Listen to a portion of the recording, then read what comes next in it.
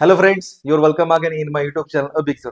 मित्रांनो, या अगोदरच्या व्हिडिओमध्ये आपण WH या शब्दाचा वापर आणि त्याचबरोबर एम इज आर हे हेल्पिंग वर्ब घेऊन आपण होकारात्मक प्रश्न तयार केले होते. आता आपण अगदी तसंच WH या अक्षरासोबत WH या शब्दांसोबत, आता WH म्हणजे काय, तर हे काय आहेत, इंट्रोगेटिव्ह प्रोनाउन्स आहेत. विच असेल, व्हॉट असेल, हाऊ असेल, वेन असेल, वेअर असेल, हे काय आहेत, हे WH शब्द घेऊन आणि त्याचबरोबर आपण प्रायमरी ऑक्झिलरीज म्हणजे एम इज आर ह्यांचा एकत्रित वापर करून त्यासोबत सब्जेक्ट नॉट लावून आणि क्वेश्चन मार्क घेऊन आपल्याला निगेटिव्ह क्वेश्चन्स तयार करायचे.